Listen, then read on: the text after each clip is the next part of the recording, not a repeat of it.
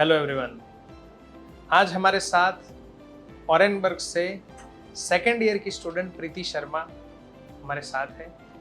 इनसे हम पूछेंगे कि ऑरेनबर्ग में इनको फर्स्ट ईयर में कैसा एक्सपीरियंस रहा, क्या चैलेंजेस आई, हॉस्टल लाइफ कैसी थी, इनको यहाँ से जब गए तब जो बताया गया वो सब कुछ था कि नहीं।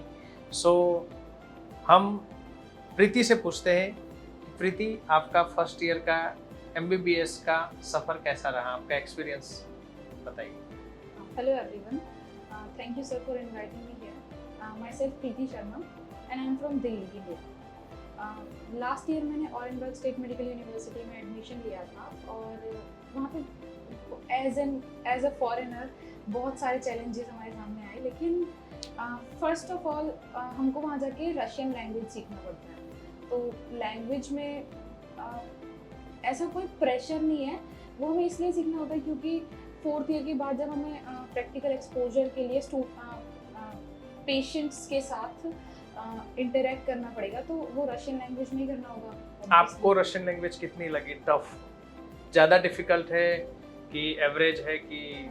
एवरेज है। हाँ, कुछ थोड़ी बहुत डिफिकल्टीज आ सकती है क्योंकि कुछ लेटर्स ऐसे होते हैं जो इंग्लिश में हमने पहले यहाँ पे मतलब जो लेटर्स हमने इंग्लिश में पढ़े हैं वो रशियन में भी कॉमन है, लेकिन उन लेटर्स के साउंड्स अलग हैं, तो उस वजह से थोड़ी बहुत डिफिकल्टीज आ सकती है, लेकिन इजी है लैंग्वेज, इजी टू अंडरस्टैंड। आपको कितने आवर्स की क्लास लगती है रशियन लैंग्वेज की एवरीडे?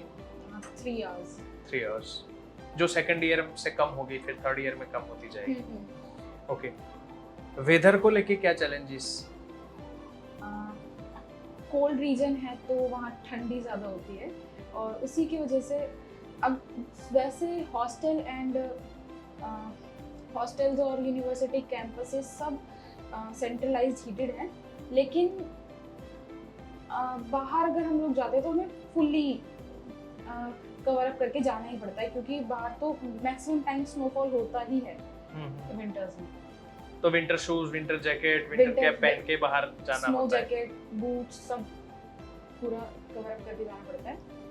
ठीक है। आपका फर्स्ट ईयर में अटेंडेंस को लेके, अटेंडेंस वहाँ पे रशिया में 100% होनी चाहिए। आपने कोई क्लास मिस की?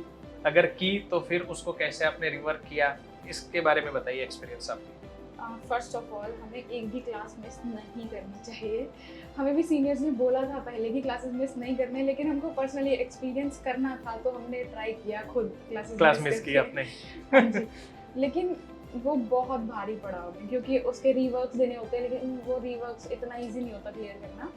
तो अगर हम लोग क्लासेस के टाइम पे ही अपनी अटेंडेंस क्लियर रखें तो ज़्यादा बेटर है, और अगर हम छुट्टियाँ करते हैं तो फिर पहले हमें रीवर्क देना होता है तो वो, और फिर उसके बाद हॉस्टल में मैनेजमेंट भी हमारी क्लास लेते हैं। सो प्रीति ने बताया उसके एक्सपीरियंस से कि अगर क्लास आप मिस करते हो तो रिवर्क काफ़ी डिफिकल्ट होता है सॉल्व करना। सो क्लास मिस मत करना। जो भी फर्स्ट ईयर के स्टूडेंट्स जा रहे हैं उनके लिए एक एडवाइस है। प्रीति सेकंड ईयर में है, उनके फर्स्ट ईयर के एक्सपीरियंस से बता रही है कि क्लास मिस करना कितना भारी पड़ सकता है।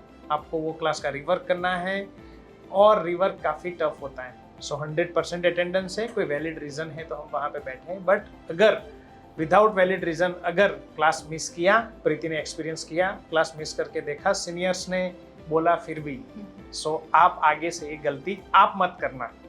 थैंक यू प्रीति बताने के लिए। हॉस्टल लाइफ के बारे में बताइए। आप कौन सी हॉस्टल में रहते हो, कौन से फ्लोर में रहते हो? वहाँ पे मैंने सुना हॉस्टल में नॉन मेंटेनेंस और नॉन मेंटेनेंस फ्लोर्स हैं। आप कौन से फ्लोर पे रहते हो? वहाँ की मेस की फैसिलिटीज़ क्या है उसके? बेसिकली हॉस्टल में मेंटेनेंस और नॉन मेंटेनेंस दो टाइप से कैटेगराइज किए हुए फ्लोर्स को। मेंटेनेंस फ्लोर पे हमें पर मंथ चार्ज पे करना होता है और नॉन मेंटेनेंस फ्लोर में ऐसा कुछ नहीं है, लेकिन प्रॉब्लम यह है कि नॉन मेंटेनेंस फ्लोर्स पे कॉमन वॉशरूम्स हैं और मेंटेनेंस फ्लोर में प्राइवेट वॉशरूम्स होते हैं। बाकी ओवरऑल रूम्स वगैरह सब सिमिलर ही हैं और वैसा कोई इशू नहीं है। सब मिनिमम पार्टिसिपेंट्स 4 हैं हर रूम में, तो उसके अकॉर्डिंग उनको एडजस्ट तो करना पड़ेगा।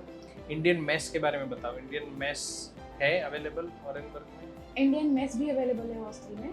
प्रीति, आप वैकेशन में जुलाई में इंडिया आए हुए हो, जुलाई अगस्त के लिए आपको कोई समर प्रैक्टिस या ऑब्जर्वरशिप का टास्क भी देते हैं हॉस्टल यूनिवर्सिटी से, सो आपका क्या प्लान है? आप कहाँ ऑब्जर्वरशिप करने वाले हो और कब से स्टार्ट कर रहे हो?